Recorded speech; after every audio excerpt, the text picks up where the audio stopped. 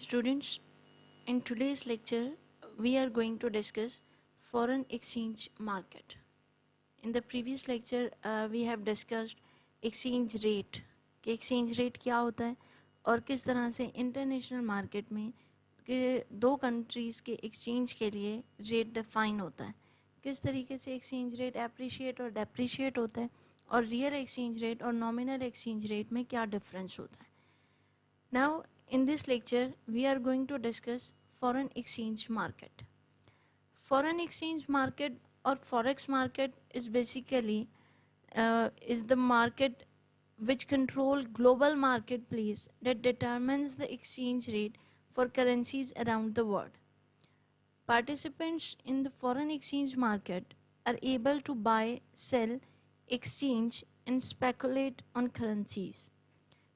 Currencies in the forex market are always traded in pairs, so the value of one of the currencies in that pair is relative to the value of the other.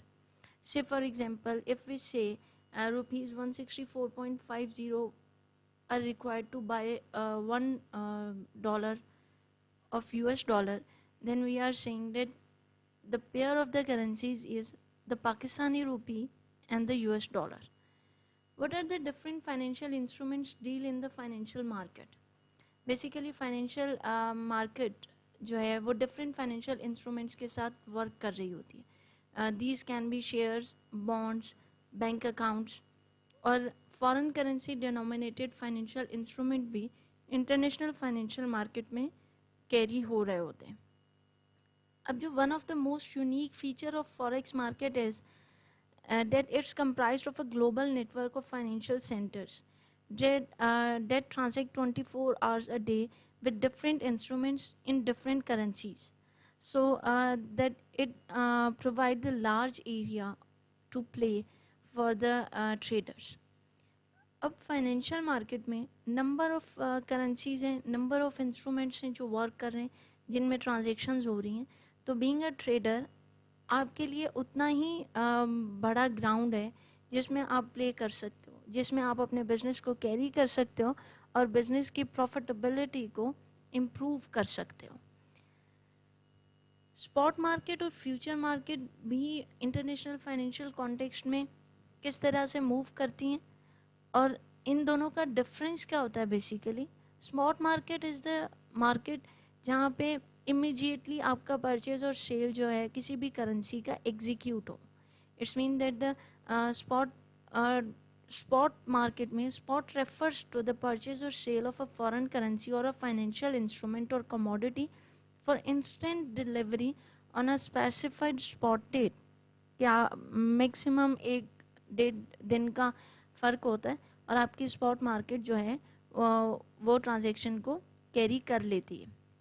इससे ज़्यादा का difference नहीं होता. Where is the future market is the one. Future market में आपका future date जो है वो डिसाइड होती है जिस पे कि आपकी ट्रांजेक्शन एग्जीक्यूट होती है.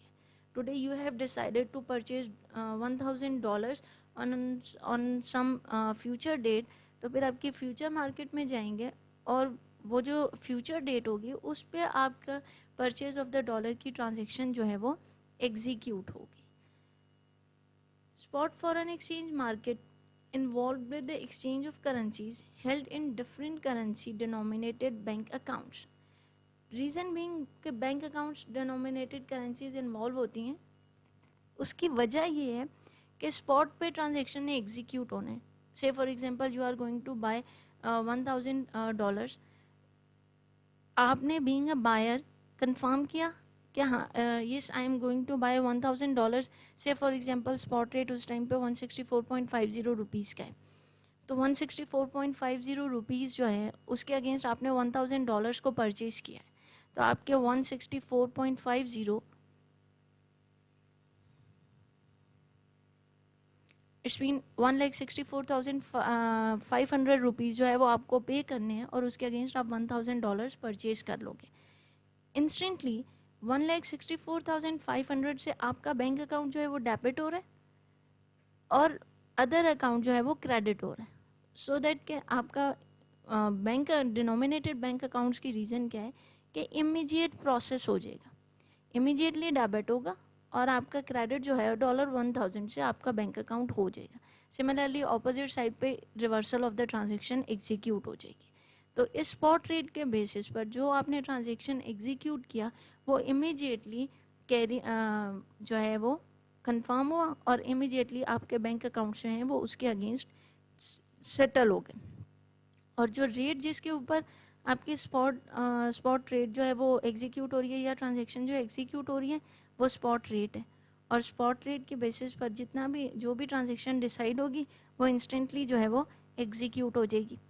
Spot forex market trades electronically around the world with over almost 5 trillion traded daily.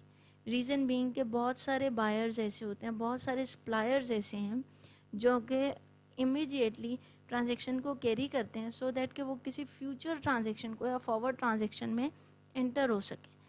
और in current market current price of a financial instrument जो है वो स्टॉक प्राइस है और price at which an instrument can be sold और bought immediately. Different जो है वो रेगुलेटरी रेगुलेशंस होती हैं, डिफरेंट क्राइटेरियाज हैं, डिफरेंट रूल्स फॉलो करने होते हैं जिनके बेसिस पे स्पॉट फॉरेन एक्सचेंज मार्केट जो है वो स्पॉट ट्रांजेक्शन्स को एग्जीक्यूट करती है। अब स्विफ्ट किस तरह से इन्वॉल्व होता है? Swift is basically society for world wide international financial telecommunication. Swift is basically एक कंप्यूटर बेस्ड कम्युनिकेशन सिस्टम जो कि इंस्टेंटली लाइक बैंकर्स और बोरोअर्स जो है आपके फाइनेंशियल सेंटर को रन करता है।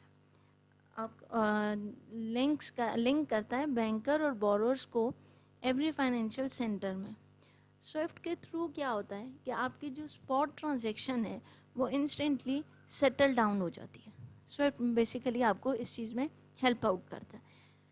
अब डायरेक्ट इंटरबैंक लेवल क्या होता है और इनडायरेक्ट इंटरबैंक लेवल क्या होता है? Direct means that there is no intermediary between the two, where is indirect is there is an intermediary between the two. उन बेसिस पर आप जो है वो स्पॉट फॉरेन एक्सचेंज ट्रांजेक्शन्स को कैरी करते हो। अब जो रेट है आपका स्पॉट पे वो डिफरेंट तरीके से कोट होता है। डायरेक्ट कोटेशन भी होती है रेट की और indirect quotation of the rate is also done. Direct quotation में क्या होता है कि direct quote expresses the price of a fixed number of units of a foreign currency as compared with the variable number of units of the domestic currency. अगर हम direct quotation को और जो है क्लियरली और ध्यान से रीड आउट करें तो वो क्या रहा है कि price of a fixed number of units of a foreign currency means के डायरेक्ट कोटेशन में आपके पास फॉरेन करेंसी के फिक्स्ड यूनिट्स होंगे, राइट, जबकि आपके डोमेस्टिक करेंसी के वेरिएबल यूनिट्स होंगे। अब जब आपके डोमेस्टिक करेंसी के वेरिएबल यूनिट्स होंगे और फॉरेन करेंसी के फिक्स्ड यूनिट्स होंगे तो वो आपकी डायरेक्ट कोटेशन होगी। अब अगर हमने डायरेक्ट कोटेशन की एग्जांपल डिस्कस करनी हो तो हमने रिसेंटली डिस्कस किया डेट $164.50 पर डॉलर रेट जो है वो हमने स्पॉट में यूज़ किया।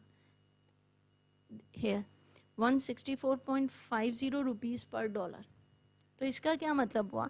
Fixed number of units of foreign currency which is $1 and variable units of domestic currency which is 164.50 rupees, जो कि 162 भी हो सकता है, 3 भी हो सकता है और 164 या 165 भी हो सकता है। इसका मतलब variable means the changing digit, variable units of domestic currency and fixed unit of foreign currency. इसका मतलब है जो इस तरीके से रेट कोट हुआ होगा वो डायरेक्ट कोटेशन में होगा, where fixed number of units of a foreign currency as compared with the variable number of units of domestic currency. अब इनडायरेक्ट कोटेशन क्या कहती है? Indirect quotation expresses the quantity of foreign currency required to buy units of the domestic currency. इसका मतलब ये कि quantity of the foreign currency का क्या मतलब कि आपको कितने फॉरेन करेंसी के यूनिट्स रिक्वायर्ड हैं to buy units of the domestic currency. अगर आपने डिफाइन कर लिया कि unit of the domestic currency इतने होंगे, उसके अगेंस्ट कितने फॉरेन करेंसी यूनिट्स रिक्वायर्ड होंगे, तो इसका मतलब है कि आप डोमेस्टिक करेंसी के यूनिट्स को फिक्स्ड कर रहे हो और फॉरेन करेंसी के यूनिट्स को वेरिएबल कर रहे हो। तो फिर इनडायरेक्ट कोटेशन में क्या होगा, अगर हम अपनी प्रीवियस एग्जांपल की तरफ ही मूव करें, जो कि हमने कहा 164.50 रुपीज़ पर डॉलर था, तो अगर हम 164.50 रुपीज़ $1 के अगेंस्ट ले रहे थे, तो 1 रुपी के अगेंस्ट हम कितने चार्ज कर रहे होंगे, 1 divided by 164.50, which is 0.00607. It's mean that $0.0060 per 1 Pakistani rupee.